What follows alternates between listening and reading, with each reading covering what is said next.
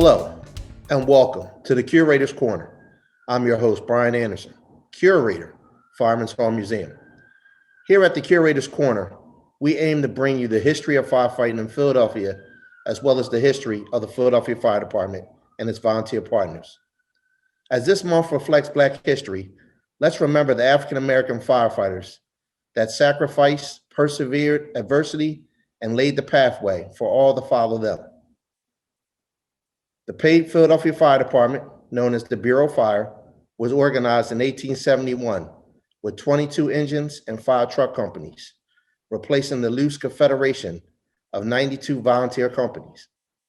Philadelphia did not hire its first Black firefighter until 1886, who was Isaac Jacobs.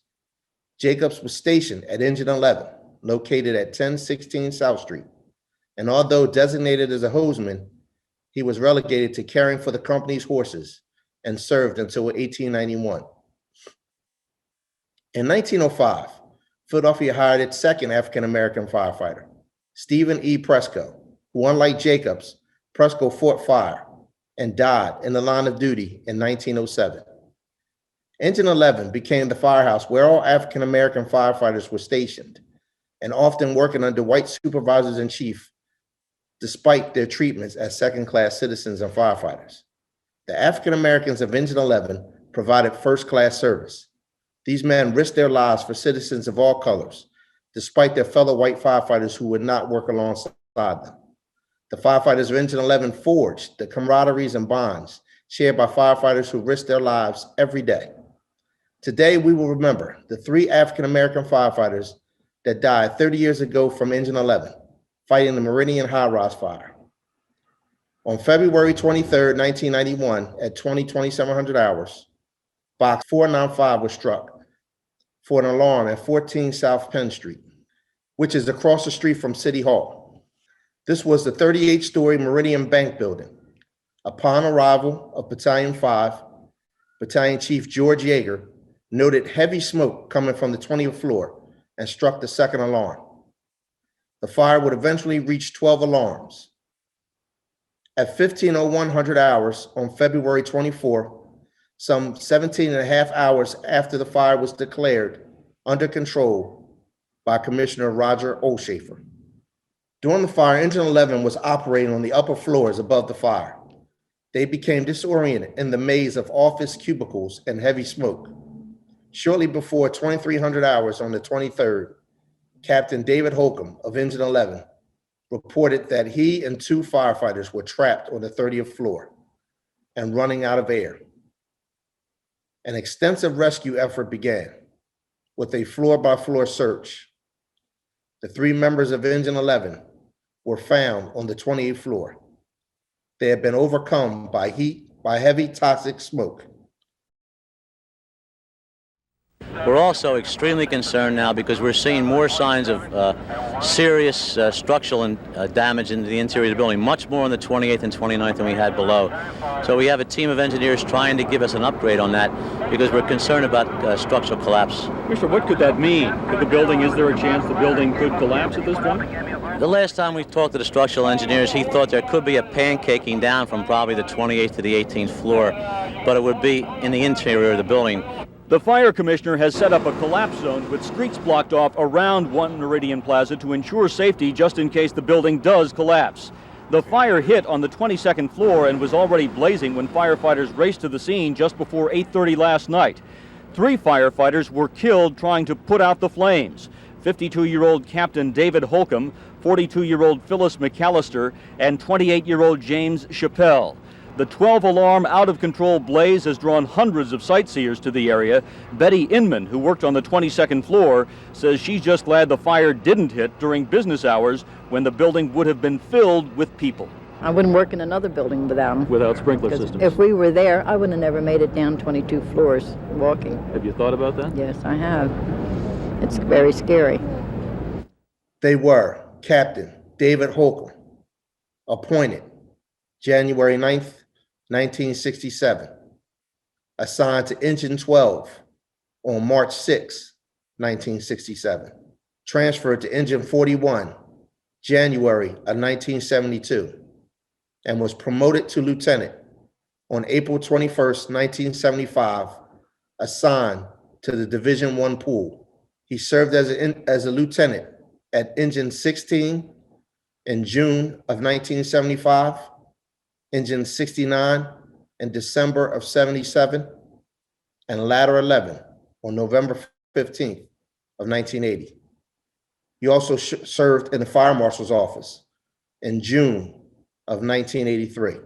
Holcomb was promoted to captain on October 31st of 1988 to the Division I pool and served as the station captain at Engine 49 on May 22nd, 1990, and finally Engine 11 on October 2nd, 1990.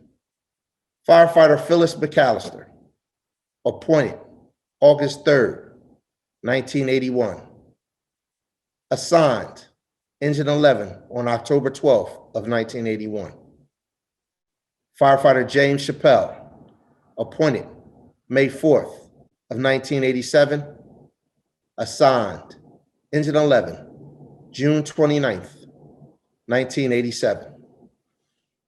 The last position we had from Engine 11 was on the 30th floor. They had broken a window to try to get some air, and they were trapped up there.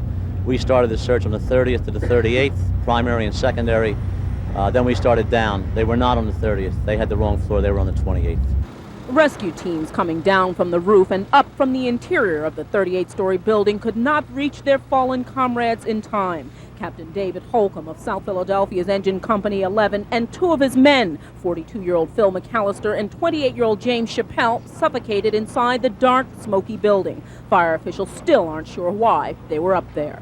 We're still doing some debriefing of the sector commanders to find out who had that sector and what their mission was there. It could have been, they might have been given the mission to get to the roof and open the roof scuttles, but that's just speculation at this point. We're trying to bear that out. What is clear, the commissioner says, is that those three men should not have died fighting a fire in an empty building, but the systems designed to save lives in an inferno like this one completely failed them. They lost electricity early on in the early stages of this fire. Then the backup system went out. Fire pumps built into the walls of the building were not working, and there were no sprinklers on the 1st through the 29th floors. The 30th floor was equipped with a sprinkler system, and it kicked in earlier today. Finally, that's where the fire stopped. If the building was fully sprinkled and operated, we wouldn't have had to save the firefighters. We would have had a very small fire confined to a small part of the 22nd floor.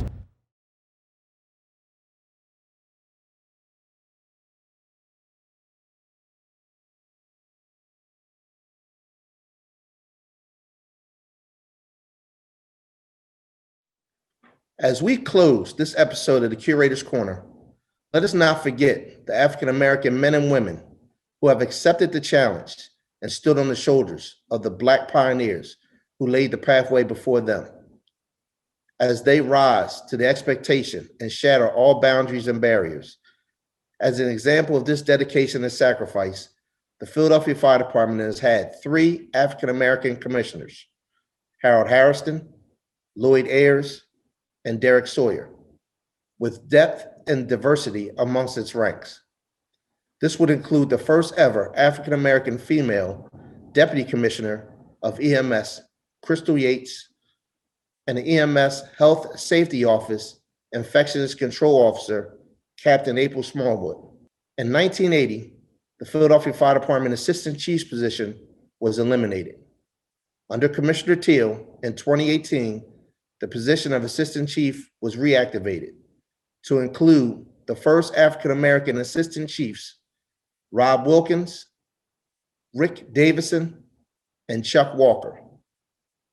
Also, the newly promoted first African-American Fire Battalion Chief, Lisa Forrest, and Fire Captain Tara Mungin. The company I would like to recognize this month is Engine 11. I would like to thank all my fellow brothers and sisters of this great department. I would also like to thank everyone for tuning in and watching. And until next time, remember, fire is everyone's fight. And keep in contact with our social media and check out our Freedom from Fire, hosted by Lieutenant Lisa D. Samore. Thank you, and until next time.